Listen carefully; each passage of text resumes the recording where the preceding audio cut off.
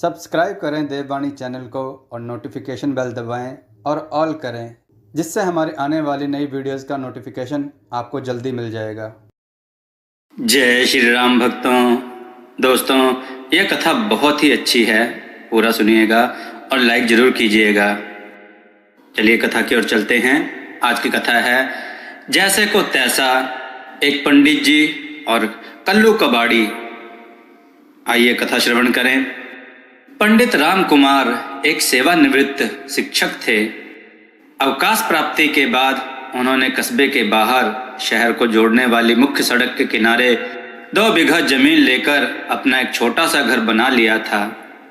घर बनाने के बाद उनके लगभग 1 बीघा जगह अभी खाली पड़ी हुई थी, जिसे पैसे के अभाव में उन्होंने अभी तक घेरा नहीं था।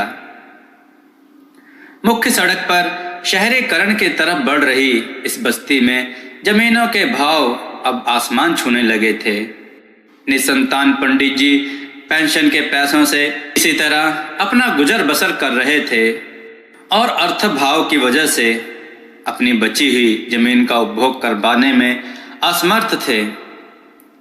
उनके खाली पड़ी जमीन के बगल में कल्लू कबाड़ी ने कबाड़ खरीदने बेचने की दुकान खोल ली थी। उसकी छोटी सी जगह उसके लिए अपर्याप्त लगती और वह पंडित जी से पूछकर कुछ सामान उनकी जगह में यदा कदा रखने लगा। उसका व्यापार और बढ़ा और एक दिन ऐसा भी आया जब लगने लगा कि अब पंडित जी की जगह के बिना उसका एक दिन भी काम नहीं चल सकता। कल्लू कबाड़ी बड़ा काइया इंसान था, मृदुभाषी तो था ही।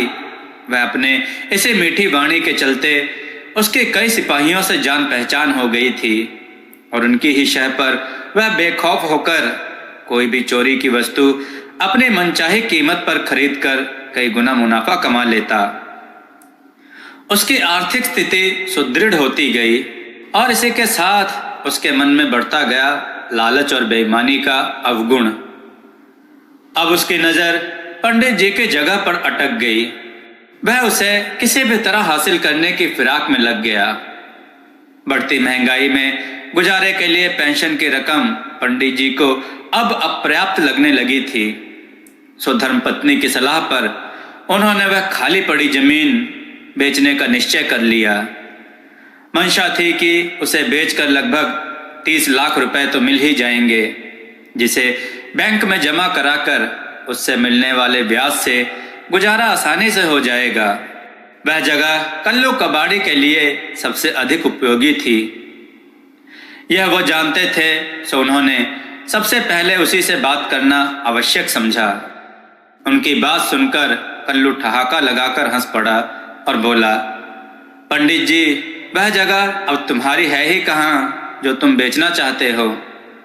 दुनिया जानती है कि वह जगह कई सालों से मैं उपयोग कर रहा हूँ और इसके लिए तुम्हें किराया भी देता हूँ। किराया अधिनियम के मुताबिक अब वह जगह मेरी है और तुम सिर्फ अपने किराए के हकदार हो। सुनते ही पंडित जी के पैरों तले जमीन खिसक गई और बड़ी मुश्किल से थूक निगलते हुए बोले, पर मैंने तो तुमसे ऐसी कोई बात कभी की ही नहीं, फिर तुम किराएदार कैसे बन गए। मुस्कुराते हुए कल्लू कबाड़ी ने मेज की दराज से एक फाइल निकाली जिसमें उसके नाम से हर महीने 200 रुपए भेजने की रसीदें थीं।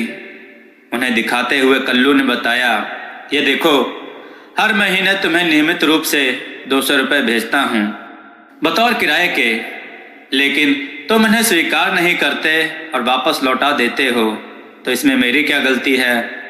पंडित जी समझ गए कि कल्लू कबाड़ी ने डाकिये के साथ मिलकर उनके साथ षड्यंत्र किया है और अपना सा मुंह लेकर वापस अपने घर को आ गए। सारी बात पता चलते ही उनकी धर्मपत्नी आपे से बाहर हो गई और कल्लू कबाड़ी को कोसते और उसे बुरा भला कहते हुए उसने उस खाली जमीन में पड़े कबाड़े को बाहर फेंकना शुरू कर दिया।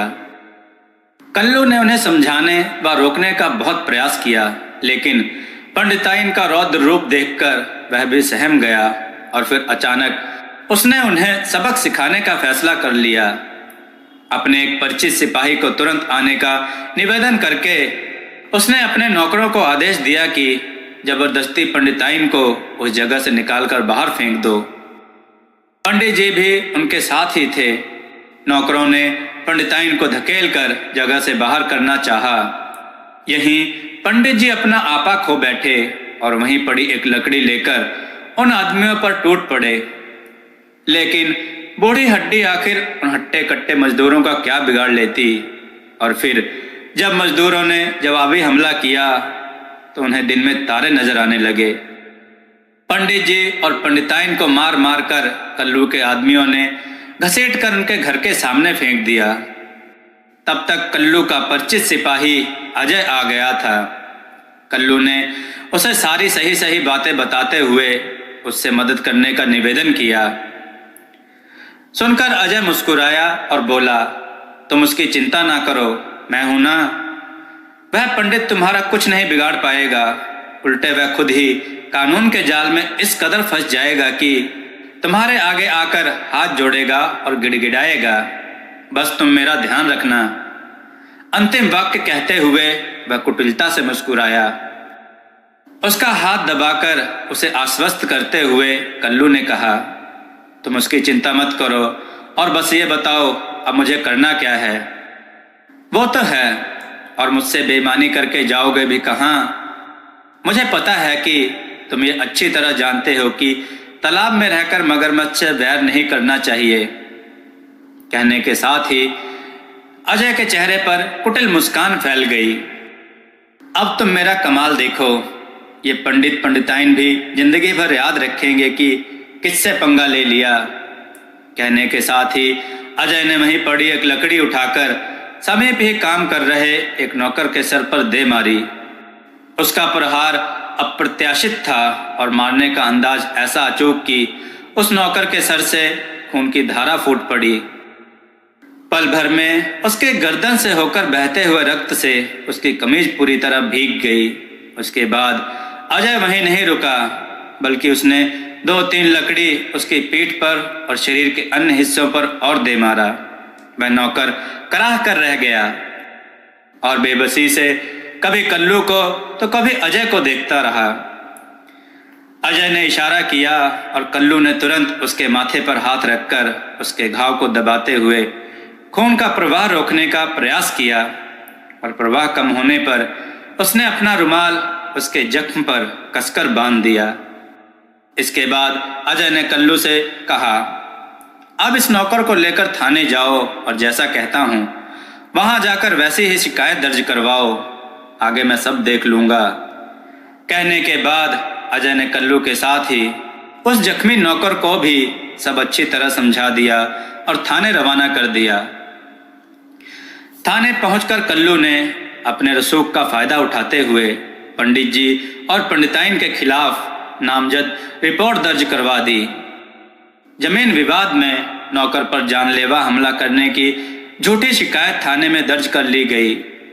दूसरे दिन सुबह की गुनगुनी धूप में पंडित जी बरामदे में आराम से कुर्सी पर बैठकर नित्य की भांति अखबार पढ़ रहे थे और पंडिताइन रसोई में नाश्ते में इस्तेमाल हुए बर्तन मांजकर भोजन बनाने की तैयारी कर रही थी। 2 सिपाही आए और पंडित जी से पूछा, पंडित रामकुमार आप ही हैं? जी मैं ही हूँ, कहिए क्या काम है? अखबार पर से नजरें हटाते हुए पंडित जी ने जवाब दिया, आपके खिलाफ थाने में नामजद रिपोर्ट दर्ज करवाई गई है। तफ्तीश के लिए हम आपको लेने आए हैं, चलिए हमारे साथ। साथ आए हुए दूसरे सिपाही ने जवाब दिया, नामदर्ज रिपोर्ट किसने दर्ज करवाई है? मामला क्या है?